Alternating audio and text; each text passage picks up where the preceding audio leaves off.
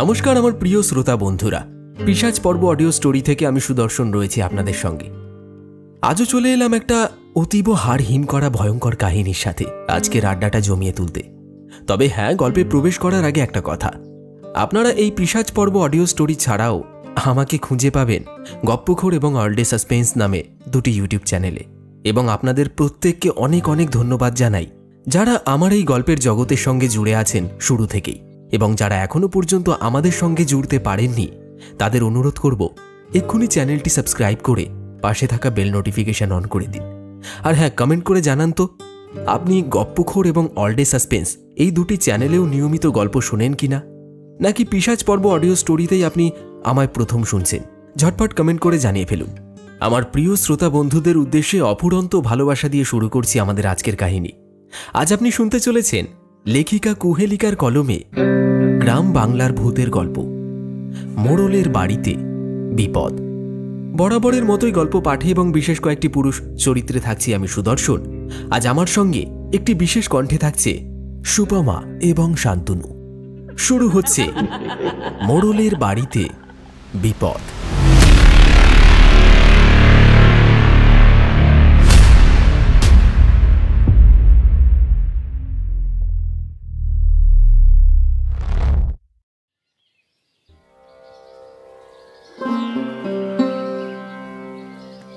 এবার পাকাপাকি ভাবে গাঁয়ের বাড়িতে চলে আয় বাপ, আমি আর একা পেরে উঠছি নে।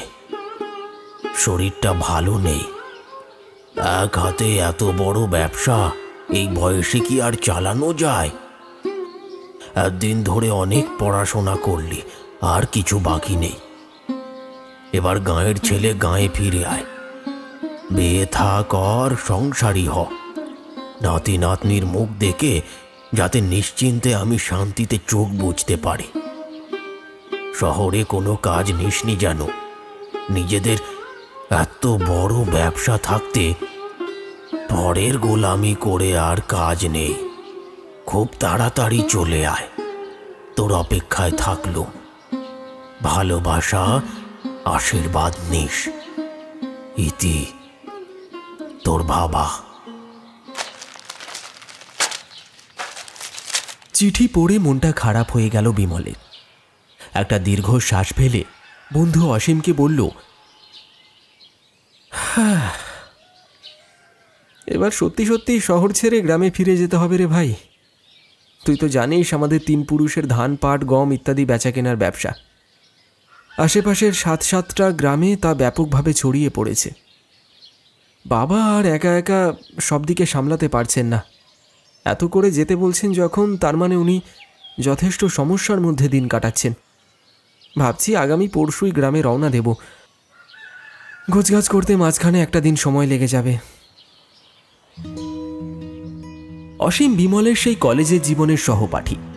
বর্তমানে দুজনেই বিশ্ববিদ্যালয়ে উত্তীর্ণ করে যে যার মতো কাজের সন্ধানে আছে। দুজনের বয়সই 25-এর কোঠায়। এই অনেক কাল আগের কথা। তখন ভালো ডিগ্রি নিয়ে পড়াশোনা শেষ করতে যথেষ্ট সময় লেগে যেত।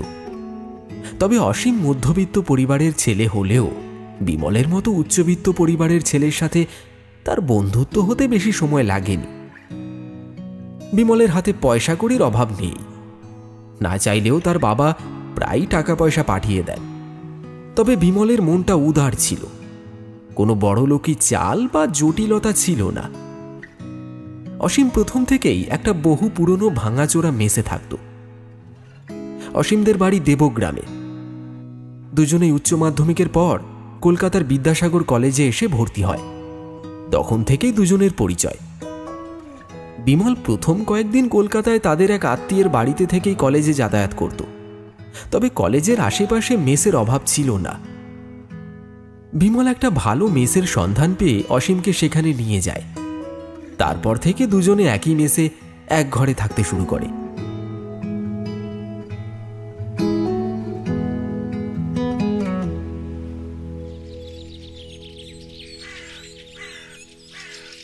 ক্রমশ বেলা বাড়ছে। বিমলের কিছু কেনাকাটা করার ছিল। সে কিছুক্ষণের মধ্যেই মেস থেকে বেরিয়ে গেল। নিউ মার্কেট এরিয়া থেকে দরকারি জিনিসপত্র কেনাকাটা করে ফেরার পথে চেনা জানা একটা অ্যান্টিক শপে গিয়ে হাজির হলো। ওর অ্যান্টিক জিনিস সংগ্রহের একটা নেশা আছে। জমানো হাত খরচের টাকা থেকে প্রায়ই এটা সেটা কিনে আনত। দোকানে মেসের ফোন নম্বর দিয়ে বলে রেখেছিল নতুন কোনো জিনিস আসলেই যেন ওকে ফোন করে জানানো হয়। ফোন পেয়ে আবার সেই দোকানে এসেছে সে। বিমলকে দোকানে ঢুকতে দেখেই দোকানের মালিক পরিতোষবাবু তাকে খাতির করে একটা গদি আঁটা চেয়ারে বসতে দিলেন। তারপর সামনের তাক থেকে চকচকে মোড়কটা সামনের টেবিলে রাখলেন। কর্মচারীকে মোড়কটা খুলে দেখাতে বললেন। কর্মচারী এসে সেটা খুলতেই বিমলের চক্ষু একেবারে ছানা বড়া হয়ে গেল। মালিক ফোন করে বলেছিল একটা বড় মাপের বিশেষ ধরনের কাঠের পুতুল এসেছে, সঠিক দাম পেলে তিনি বিমলকেই সেটা বেচবেন। ইতিমধ্যে দোকানে আরো অনেকেই এসে হাজির হয়েছিল। বিমল বুঝল মালিক পরিতোষবাবু নিলাম ডেকেছেন। পুতুলটা একজন খেটে খাওয়া দিন মজুরের, পিঠে একটা মস্ত বড় বোঝা।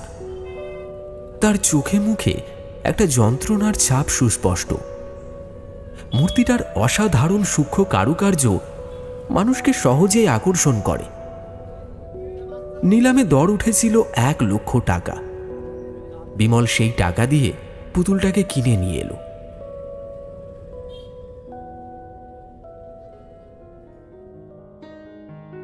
অসীমের মনটা খারাপ হয়ে যায় বিমল চলে যাবে শুনে।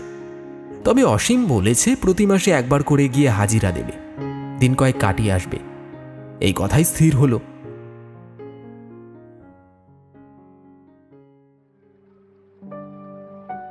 স্টেশন থেকে মাত্র 20 মিনিটের হাঁটা পথ, তাই যাতায়াতে কোনো অসুবিধে বা খরচ কোনোটাই নেই। সেই পরিকল্পনা মতো পরদিন সকাল সকাল বেডিং, হোল্ডার, রুকস্যাক ইত্যাদি নিয়ে কাঁধে জলের বোতল ঝুলিয়ে বিমল রওনা দিল নিজেদের গ্রামের উদ্দেশ্যে। গ্রামে পৌঁছতেই বিমলকে দেখে তার বাবা নিত্যানন্দ সাহা খুব খুশি হলেন।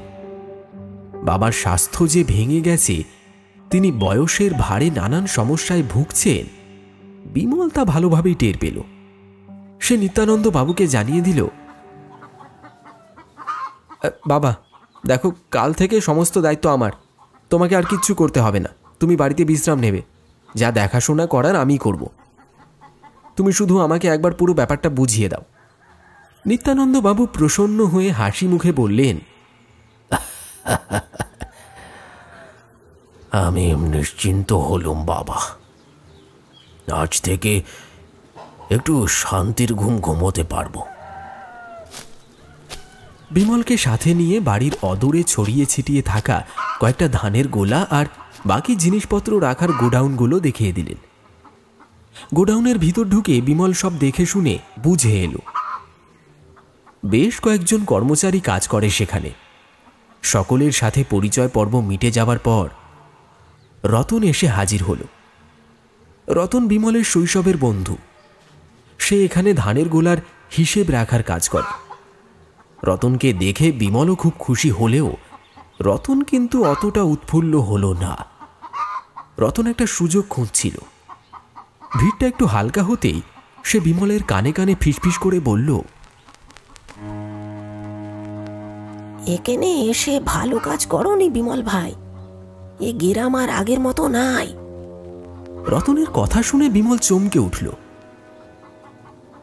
গ্রাম আর আগের মতো নেই মানে?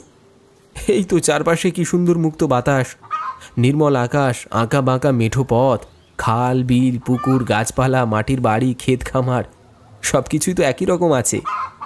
তাহলে পরিবর্তনটা ঘটেছে কোথায় শুনি? বিমল রতনকে প্রশ্নটা করতেই রতন কাষ্ঠ হাসি হেসে বলল, আস্তে আস্তে সব টের পাবে। তবে যে কোনো দরকারে আমাকে খবর দিও, কেমন? বিমল মনে মনে ভারী অবাক হয়ে গেল।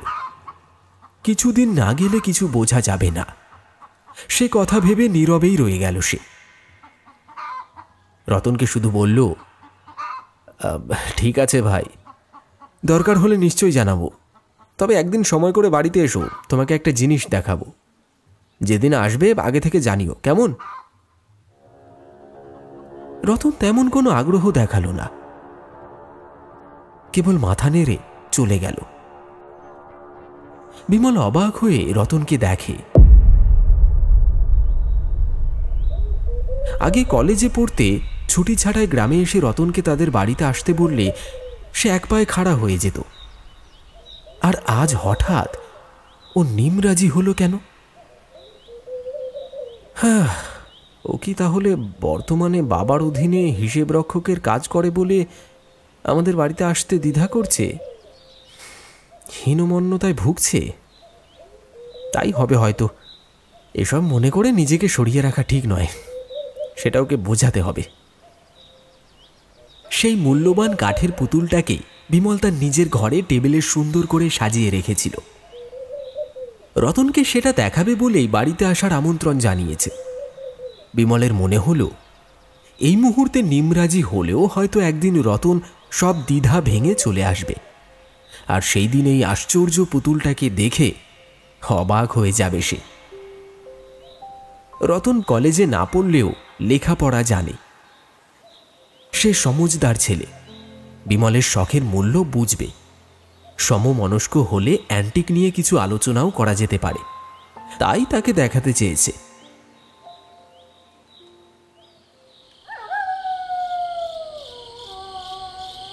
রাত তখন বেশ গভীর। সমগ্র গ্রামটা যেন একটা নিস্তব্ধ চাদরের তলায় নিজেকে লুকিয়ে ফেলেছে। এমন সময় ঘরের টেবিল ল্যাম্পের মৃদু আলোয় বিমল তার প্রেমিকা মধুমতিকে একটা চিঠি লিখতে বসেছে। মধুমতি পাশের গাঁয়েই থাকে। গেলবার পুজোর ছুটিতে তাদের গ্রামে কালী পুজোর মেলায় দুজনের আলাপ হয়ে যায়।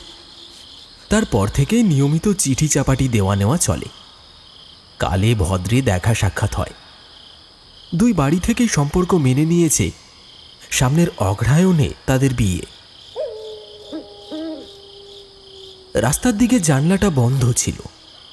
চিঠি লিখতে লিখতে হঠাৎ টেবিলের সামনে জানলাটা আপনা থেকেই দরাম করে খুলে গেল, অথচ বাইরে কোনো হাওয়া ছিল না। চারিদিক থম মেরেছিল। ভারী অবাক হয়ে সে যখন আবার জানলাটাকে বন্ধ করতে গেল, তখন তাকে চমকে দিয়ে সশব্দে ওই কাঠের ভারী বড় পুতুলটা ধপ করে টেবিল থেকে মাটিতে পড়ে গেল।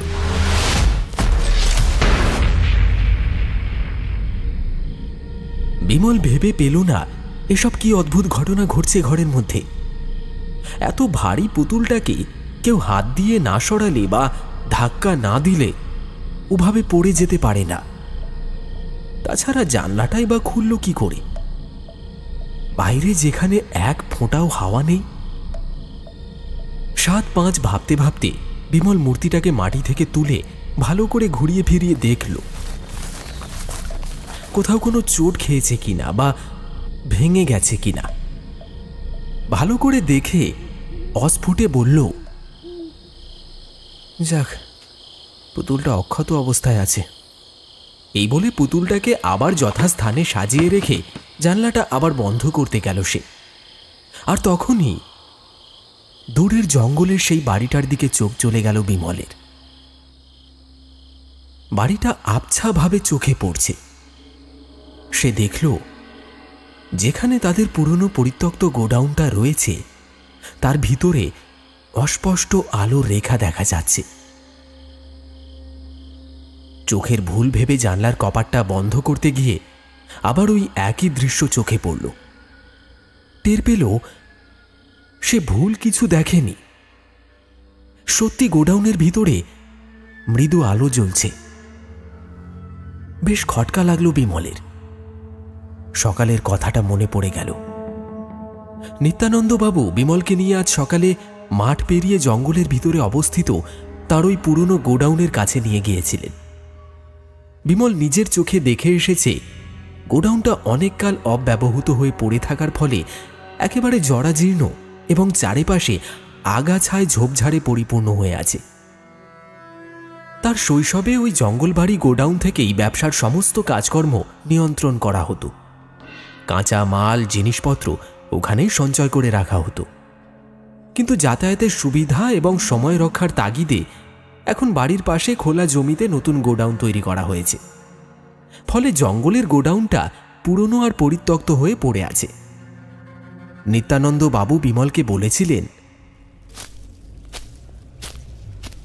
বিমল, তুই কিন্তু বেখেয়ালে এই পুরনো গোডাউনে কখনো আসিস নে বাপ। অনেকদিন ধরে পড়ে থেকে জায়গাটা কেমন জঙ্গলে আর আগাছায় ভরে গেছে, দেখেছিস? বিষধর সাপ, খোপ, এমনকি হিংস্র জন্তু জানোয়ারকেও ঘুরে বেড়াতে দেখা গেছে। তারা সব ওই বাড়ির ভিতরে আস্তানা গেড়েছে। খুব সাবধান, কথার অমান্য করে যেন আচমকা কোনো বিপদ ডেকে আনিস নে বাপ। কিছুদিন পর লোক লাগিয়ে সাফ করে গোডাউনটার আশেপাশের জমি শুদ্ধ একেবারে বিক্রি করে দেব। কয়েকজন খরিদ্দারের সাথে কথা হয়েছে। বাবার বলা কথাগুলো মনে করে বিমল চোখ কুঁচকে বাড়িটার দিকে তাকিয়ে থাকে। তারপর মনে মনে বলে, আচ্ছা, মুশকিল তো। বাবা বলল ওই গোডাউনে সাপখোপ জন্তু জানোয়ার বাসা বেঁধেছে, তাহলে লাইট জ্বলছে কি করে? জীবজন্তুরা তো আর হাত বাড়িয়ে লাইটের সুইচ জ্বালিয়ে ঘোরাফেরা করবে না। তাহলে কি কোনো দুষ্কৃতী বা তস্কর ওখানে লুকিয়ে আছে? গোপন আস্তানা বানিয়েছে কি? খুবই কৌতূহল হলো বিমলের। সেখানে গিয়ে ব্যাপারটা খতিয়ে দেখবে কিনা ভাবছে, এমন সময় হঠাৎ আলোটা নিভে গেল। ঘুটঘুটে অন্ধকারে ঢেকে গেল আগের মতোই। অথচ আলো নেভাতে কাউকে দেখা গেল না। বিমল জানলাটা খোলা রেখে টেবিলের কাছে ফিরে এলো। চিঠির বাকি অংশটুকু লিখতে লিখতে বারবার তার চোখ চলে যাচ্ছিল ওই গোডাউনের দিকে। তারপর একসময় চিঠি লেখা শেষ হলে সেটা খামে ভরে রেখে দিল, যথাসময়ে পাঠাবে বলে। এরপর ঘুমিয়ে পড়ে সে। পরদিন সকাল থেকেই ব্যবসার কাজকর্ম নিয়ে বিমল ব্যস্ত হয়ে পড়ে। এভাবেই বেশ কিছুদিন কেটে যায়। একদিন দুপুরের দিকে বাড়ি ফিরে খাওয়া দাওয়ার পর নিজের ঘরে এসে চুপচাপ জানলা দিয়ে জঙ্গলের সেই গোডাউনটার দিকে তাকিয়ে গভীর চিন্তায় ডুবে গেছিল সে। কিছুক্ষণ পর বাড়ির সকলে বিশ্রাম নিতে নিজেদের ঘরে চলে যেতেই গোটা বাড়িটা একেবারে নিস্তব্ধ হয়ে গেল। বিমল সেই সুযোগে পা টিপে টিপে ঘর থেকে বেরিয়ে ওই পুরনো গোডাউনের চাবিটা কুলুঙ্গি থেকে নিয়ে সদর দরজা খুলে জঙ্গলের দিকে রওনা দিল।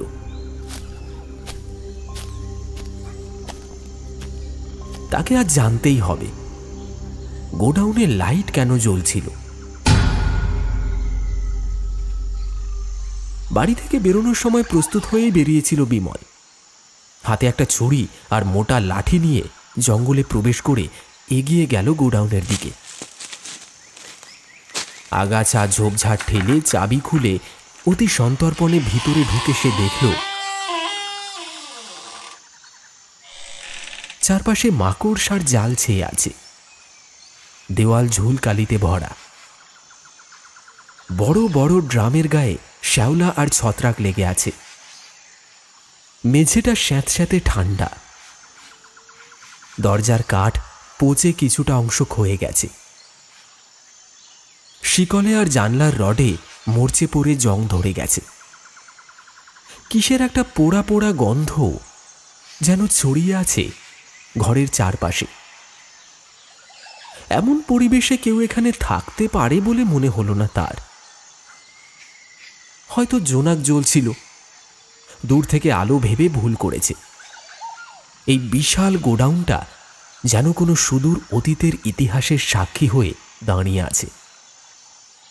হঠাৎ বিমলের মনে হলো সে ছাড়াও এই ঘরে আরো কারা যেন রয়েছে।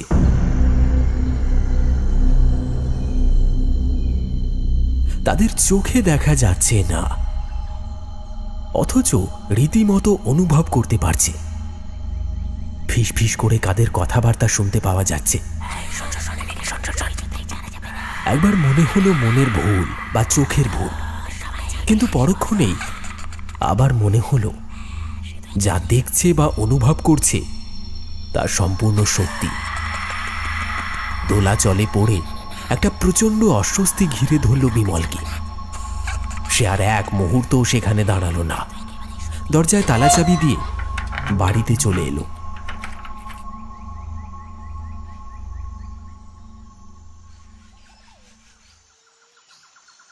দিনের বাকি সময়টা ঘুমের ঘোরে কোনো মতে কেটে গেল। শেষ বিকেলে মনটা একটু হালকা করতে মাঠের ধারে হাঁটতে গেল বিমল। রতন গরু চড়িয়ে মাঠ থেকে ফিরছিল। পথে বিমলের সাথে দেখা হয়ে গেল। বিমলকে দেখে রতন খুব একটা উচ্ছ্বাস প্রকাশ করল না, শুধু ম্লান হেসে বলল, সন্ধে হয়ে আসছে, ওপাশের জঙ্গলে একা যাসনি যেন? তোর তো আবার হুটহাট না জানিয়ে এদিক সেদিক চলে যাওয়ার স্বভাব।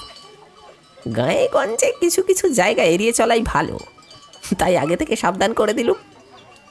বিমল কিছু না জানার ভান করে বলল, ব্যাপারটা কি বলতো রতন? সকালে বাবা ওদিকে যেতে নিষেধ করলেন, এখন তুইও মানা করছিস কেন রে?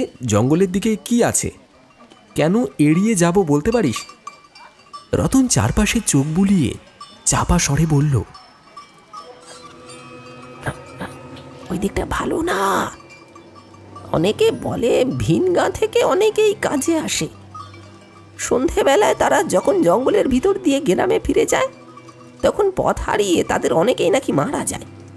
তারাই আত্মা হয়ে ঘুরে বেড়ায়, তাই তো ওই দিকটা সকলেই এড়িয়ে চলে। বিমলের মনে হলো রতন কিছু একটা গোপন করতে চাইছে, তাই গোডাউনের প্রসঙ্গে না গিয়ে জঙ্গলে আত্মাদের উপদ্রবের কথা বলছে। বিমল আর কথা বাড়ালো না।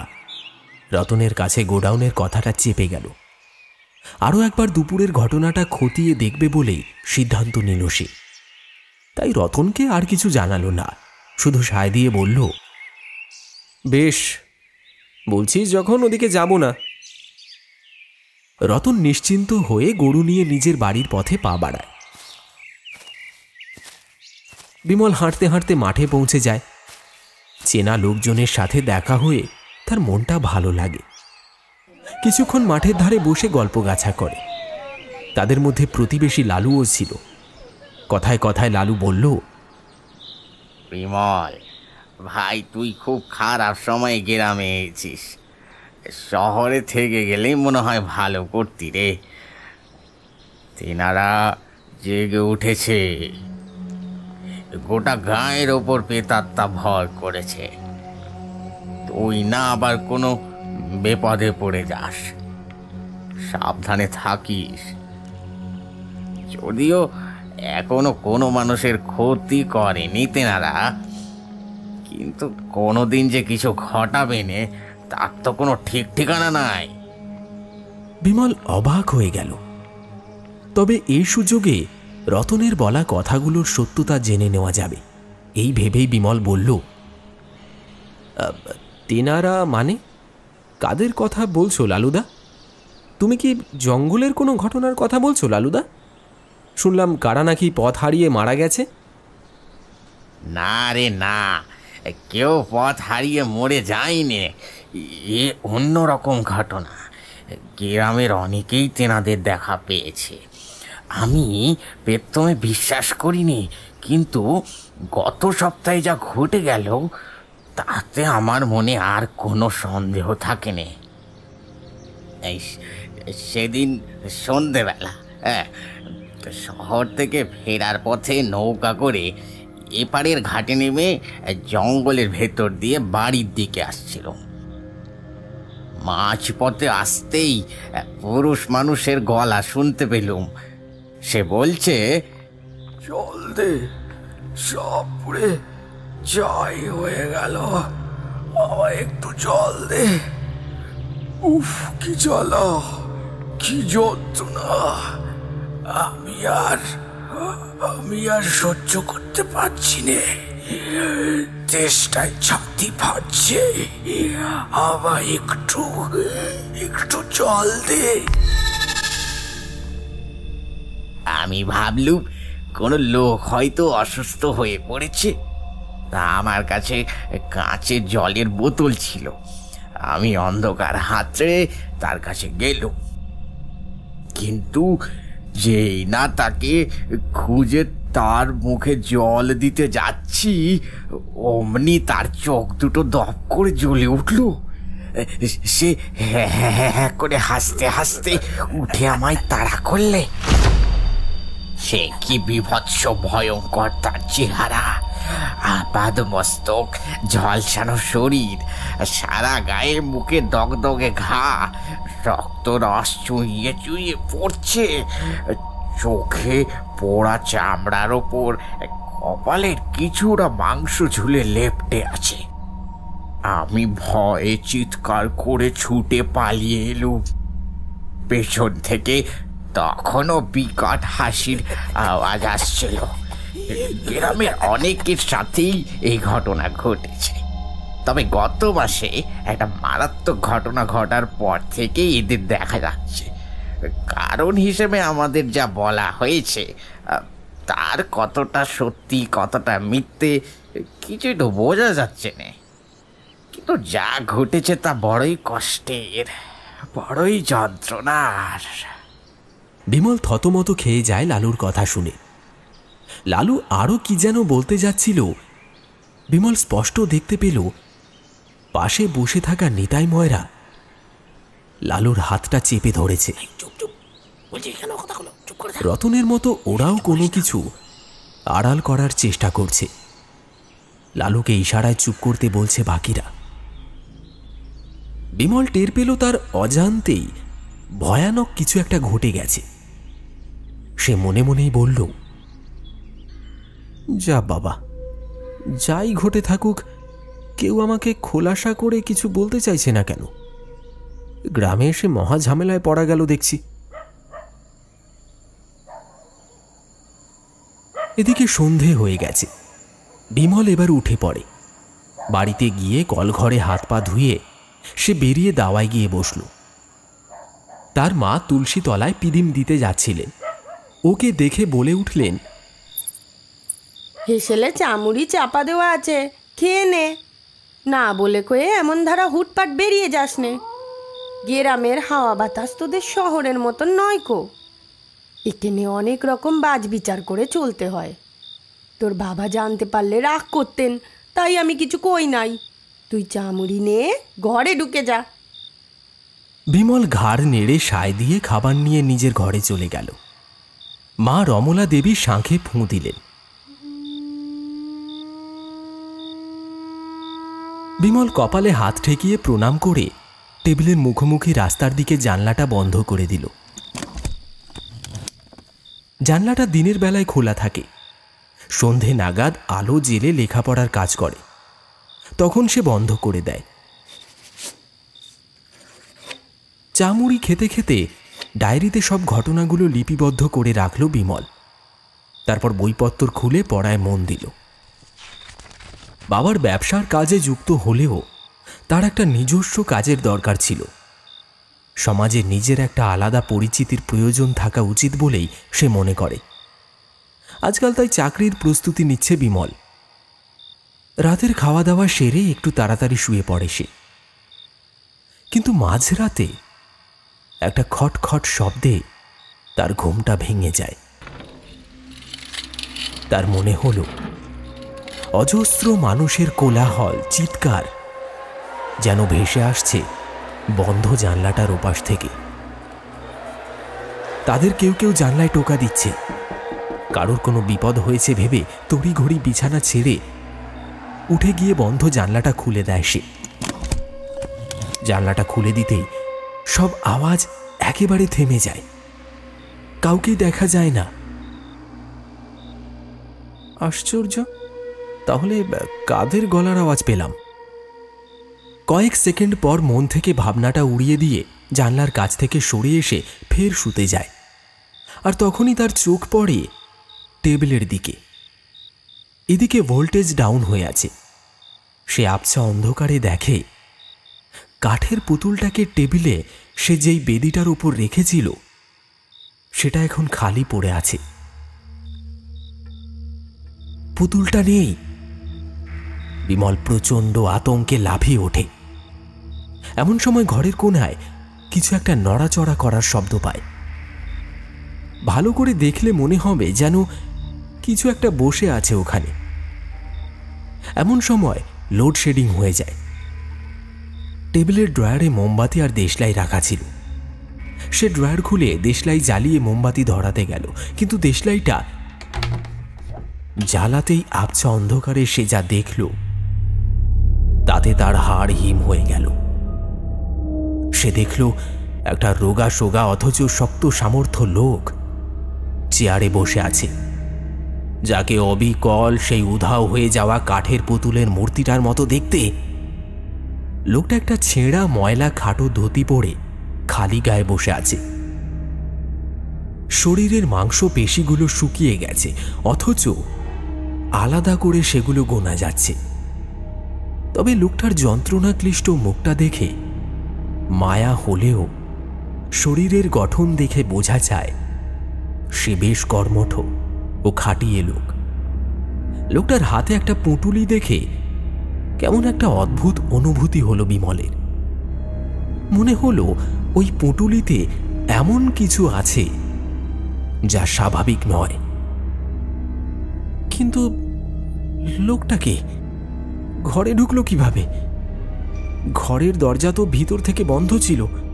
তবে তবে আমি কি দরজা বন্ধ করতে ভুলে গেছিলাম আর সেই তালে লোকটা ঢুকে পড়েছে? প্রশ্নটা মাথায় আসতেই বিমল লোকটিকে জিজ্ঞেস করে, কে আপনি? আর এই ঘরে কিভাবে ঢুকলেন? কেন এসেছেন এখানে? কে অনুমতি দিয়েছে এই ঘরে আসার? সদর দরজা কে খুলে দিল আপনাকে? সবাই তো ঘুমোচ্ছে। এমন সময় একটা বিশ্রী আঁশটে গন্ধে ভরে উঠল বিমলের ঘরটা। গন্ধটা যে কোথা থেকে আসছে তা বুঝতে পারে না সে। লোকটা বিমলের প্রশ্নের কোনো উত্তর দিল না, শুধু রহস্যময় অদ্ভুতুরে গলায় বলে উঠল,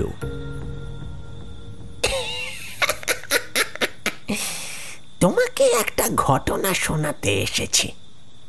তোমার জানা একান্তই প্রয়োজন। আমি তোমাদের পুরনো গোডাউনের শ্রমিকদের নেতা। তোমার বাবা নিত্যানন্দ বাবু আমাদের মালিক ছিলেন।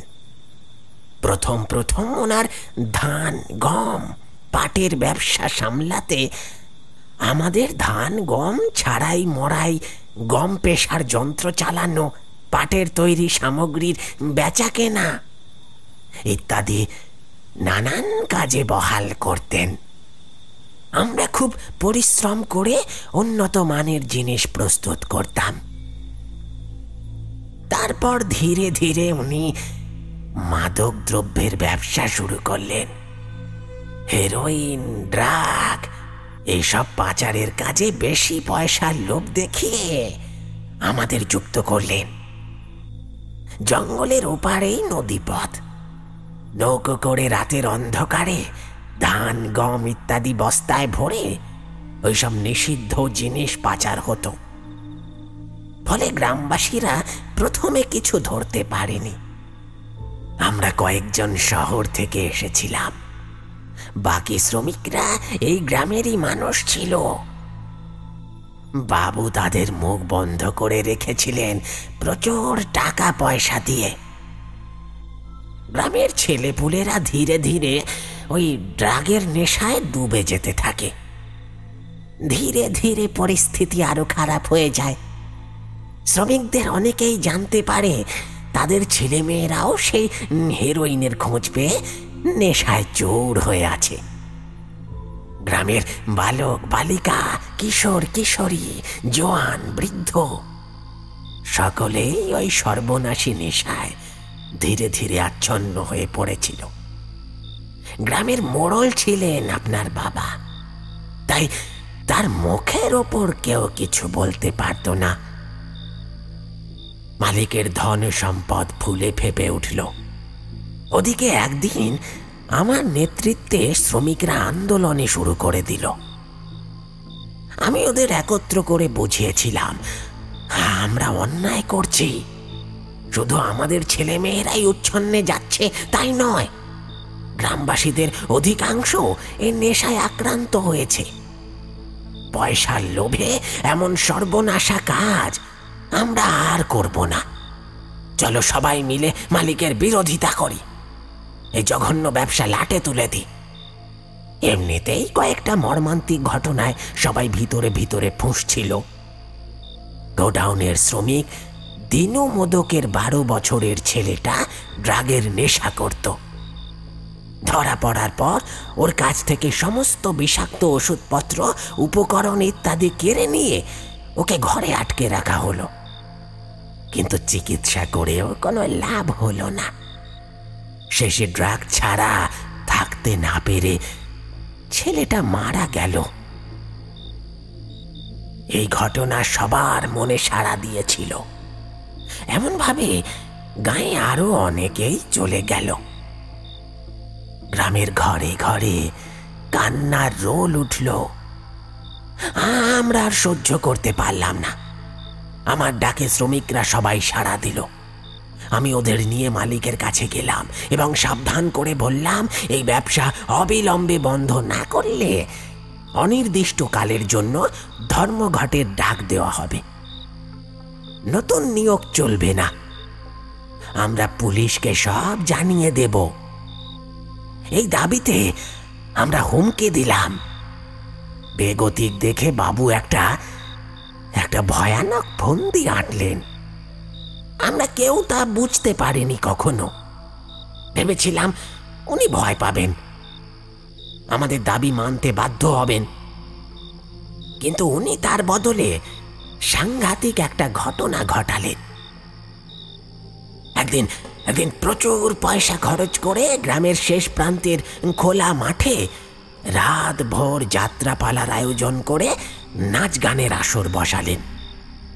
নামি দামি শিল্পীরা এসেছিলেন। গ্রামবাসীরা খুব খুশি হয়েছিল। শ্রমিকদের মধ্যেও কারোর অনুষ্ঠান দেখতে যাবার গড়ি ছিল বইকি। তাদের বদলে আমরা কজন ডিউটি করে দেব বলেছিলাম। সন্ধে হতেই কাতারে কাতারে লোকের যাতায়াত শুরু হলো আশেপাশের অঞ্চল থেকেও। মালিক তার ঘনিষ্ঠ লোকেদের অনুষ্ঠানের সমস্ত দায়িত্ব দিয়ে হঠাৎ গোডাউনে এসে মিটিং ডাকলেন। আমরা সবাই অবাক হয়ে গেলাম। মিটিংয়ের কথা তো ছিল না। মালিক বললেন, এটা জরুরি অবস্থাকালীন মিটিং। রাতারাতি সিদ্ধান্ত নিয়ে মিটিংয়ের ব্যবস্থা করলাম। মিটিংয়ে তোমাদের সকলের থাকা বাধ্যতামূলক। যে থাকবে না সে বিভিন্ন সুযোগ সুবিধা থেকে বঞ্চিত হবে। তোমাদের পরিস্থিতির কথা বিচার করে মাস মাহিনা বাড়ানোর সিদ্ধান্ত নিয়েছি। বোনাস ঘোষণাও হবে। এছাড়া পরিবারের সদস্যদের চিকিৎসার সুযোগও থাকছে, একেবারে নামমাত্র মূল্যে, অবস্থা ভেদে পুরোপুরি বিনে পয়সায়। আমরা সবাই খুশি হলাম। মালিকের নামে জয়ধ্বনি উঠল। অগত্যা আমরা সকলেই মিটিংয়ে যোগ দিলাম। আসলে মিটিংটা উদ্দেশ্য ছিল আমাদের একত্রিত করে নৃশংসভাবে হত্যা করা। গোডাউনের অন্য ঘরে ধান গম মজুত রাখার বড় বড় ড্রামের ভিতরে কিছু দাহ্য পদার্থ রেখে দিয়েছিলেন। তাছাড়া পাট তো এমনিতেও ছিল। সেখানে জ্বলন্ত সিগারেট বা দেশলাই ফেলে রেখে দেন। তারপর মিটিংয়ের নাম করে নানান ভাষণ দিতে দিতে দরজার দিকে পিছোতে থাকেন। তোমাদের প্রত্যেকের ঘরের আমরা এতই মশগুল হয়ে পড়েছিলাম ওনার বক্তৃতা শুনে যে খেয়ালই করিনি আগুন আমাদের গ্রাস করতে চলে এসেছে। যখন আঁচ টের পেলাম ততক্ষণে মালিক দরজার বাইরে থেকে তালা দিয়ে বেরিয়ে গেছেন। আর আমরা পড়তে শুরু করে দিয়েছি। আমরা জীবন্ত দগ্ধ হয়ে মারা গেলাম।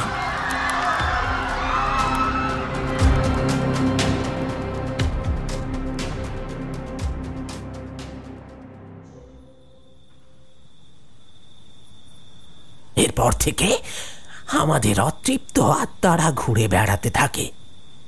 মালিককে যারা আমাদের মারতে সাহায্য করেছিল ওদের কয়েকজনকে আমরা জঙ্গলে যাতায়াতের পথে আক্রমণ করে মেরে ফেলি। আর এই ব্যাপারটা মালিক একদিন আন্দাজ করতে পেরে এক তান্ত্রিককে ডেকে আমাদের আত্মাদের বন্দী করে দেন ওই গোডাউনের ভিতরে। আর এরপর আমি গোডাউনের দরজা খুলতেই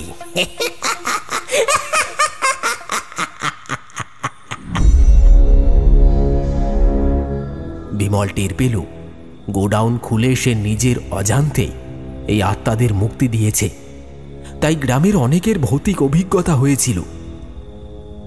এরপরেও সেই লোকটি আবার বলে চলল,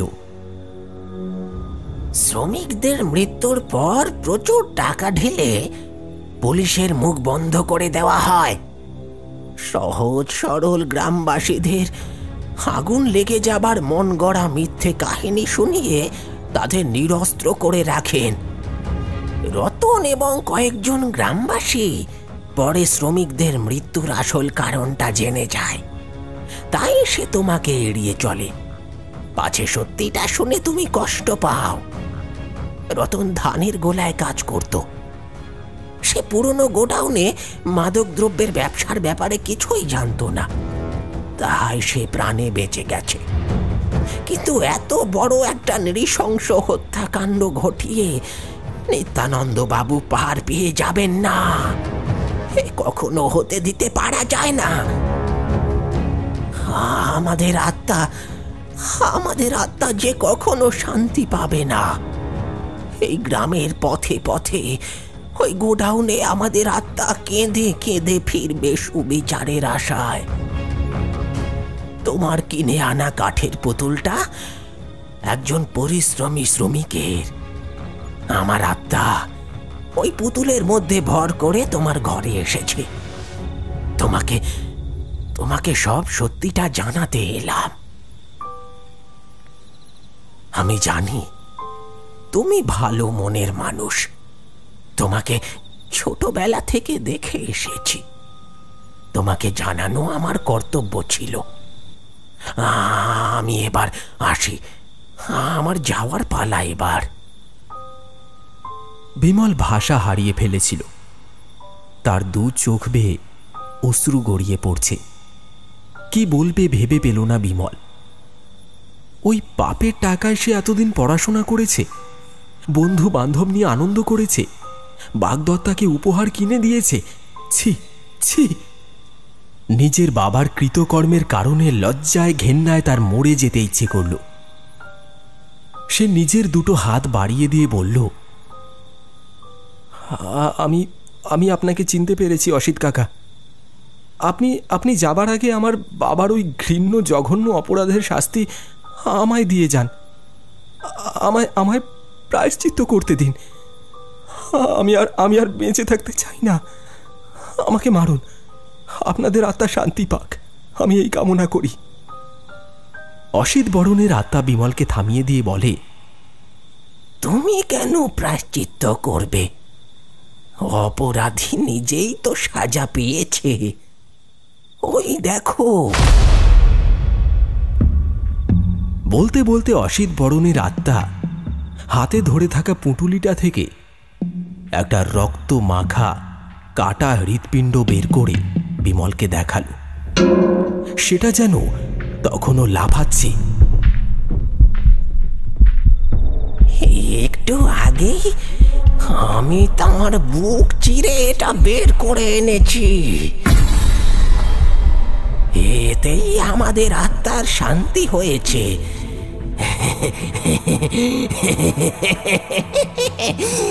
আমরা এই গ্রাম ছেড়ে এবার চিরতরে চলে যাচ্ছি। আর কখনো কোনো উপদ্রব ঘটবে না। বিমল অসিত বরণের কথা শুনে তার হাতে থাকা হৃৎপিণ্ডটা দেখে ভয়ে অজ্ঞান হয়ে পড়ে গেল।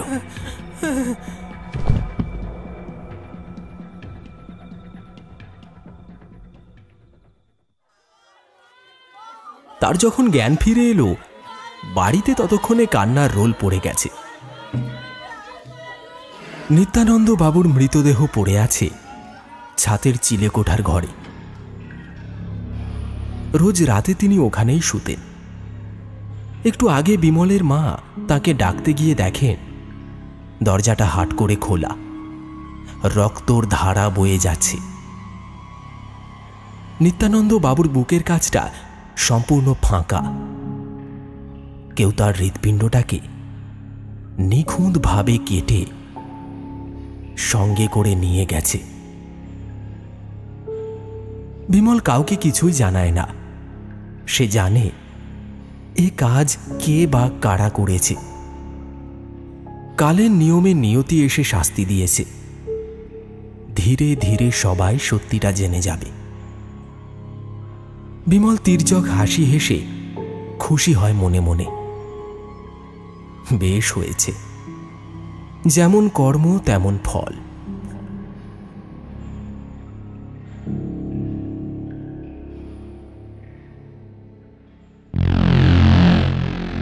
শুনলেন মোড়লের বাড়িতে বিপদ। আমাদের আজকের নিবেদনের এই গল্পটি আপনার কেমন লাগলো অবশ্যই জানাবেন কমেন্ট করে। আর হ্যাঁ, আগামীতে আমি সুদর্শন আসতে চলেছি রোমাঞ্চকর একগুচ্ছ কাহিনীর সাথে পিশাচ পর্ব অডিও স্টোরিতে। তাই সঙ্গে থাকুন আর শুনতে থাকুন পিশাচ পর্ব অডিও স্টোরি।